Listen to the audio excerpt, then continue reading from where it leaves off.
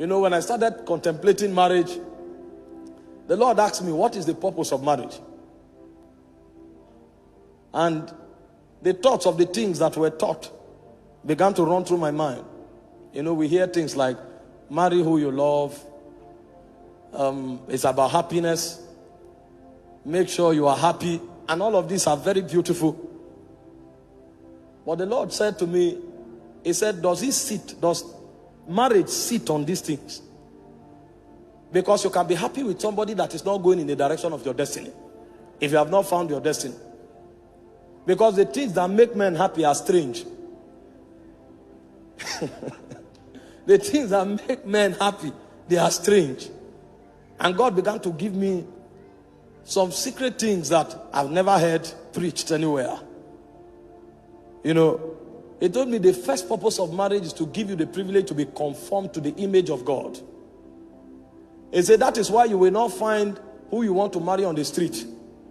You will walk on that person. You will cultivate that person. And while you are cultivating that person, yourself will be cultivated in the process. So you may be looking for a woman that is patient.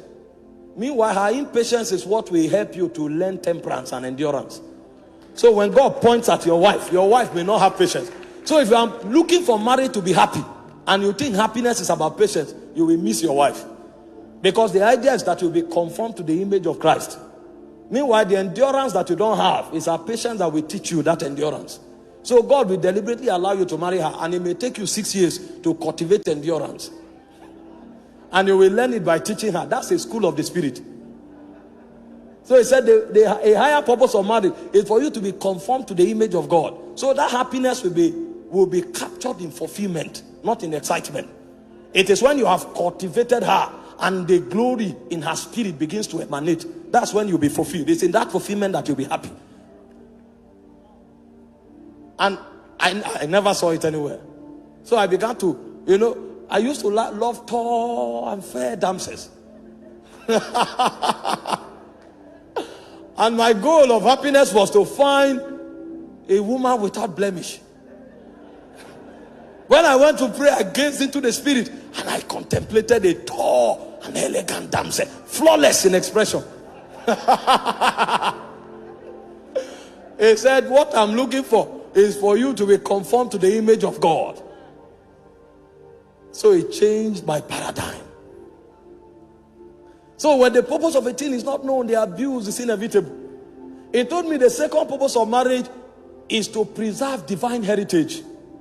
He said the reason you could trace Jesus back to Adam is because God trapped that divine order in a bloodline.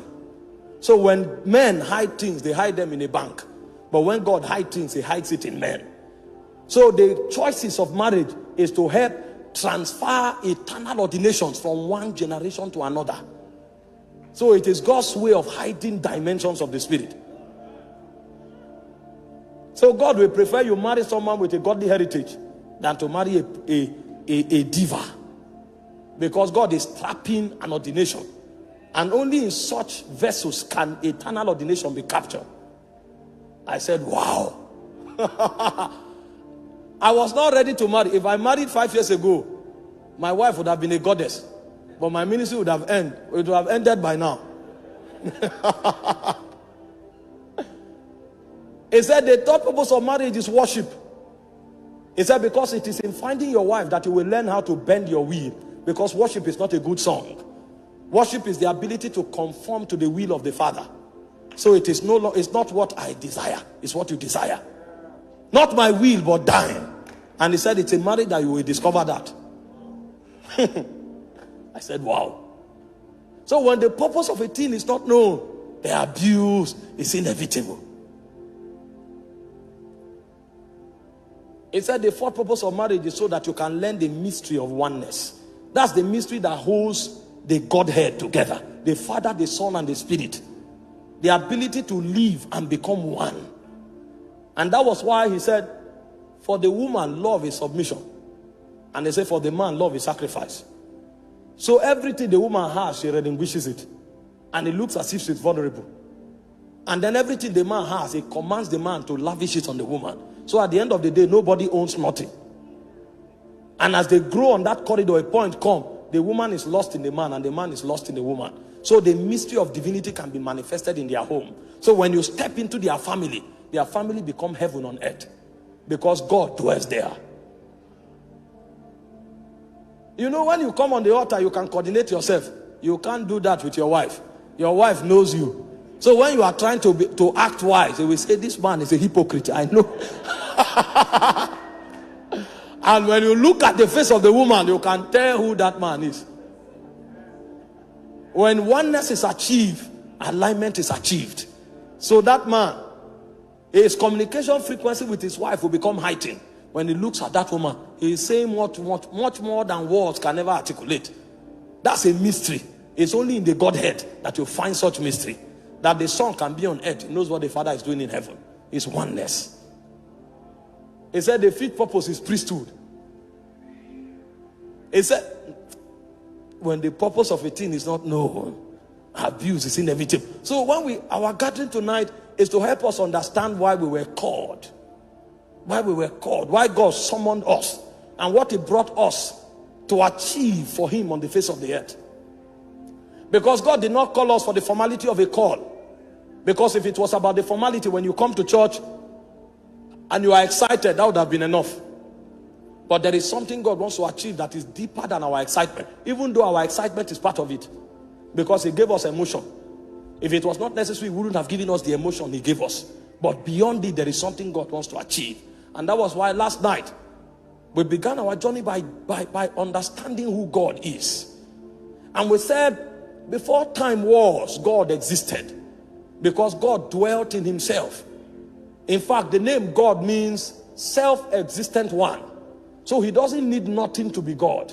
The difference between you and God is that He doesn't need you to be God, but you need Him to be human. So before creation ever was, God was. Before the spirit realm was created, He existed in Himself. So God was both Him and He was the house of God. Because God lived as God and He lived in God. And He needed nothing to be God. But a point came when love compelled Him.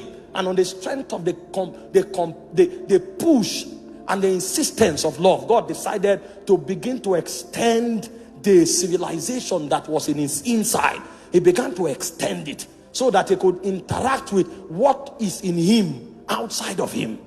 So the idea behind creation, the 24 elders told us, is that all things should please God. So what was happening between the Father, the Son, and the Spirit, He wanted to extend it beyond His boundaries so that He could interact with other beings outside of Him. That was why He began the project of creation. So that when He interacted with the angelic, that which happened in the community of the Godhead can happen outside of the community of the Godhead. That was why creation was designed. And we said for creation to be accurate, we must go back to understand what is it that governed the civilization of God. And we said there were three things that govern the civilization of God. The first is the will of the Father.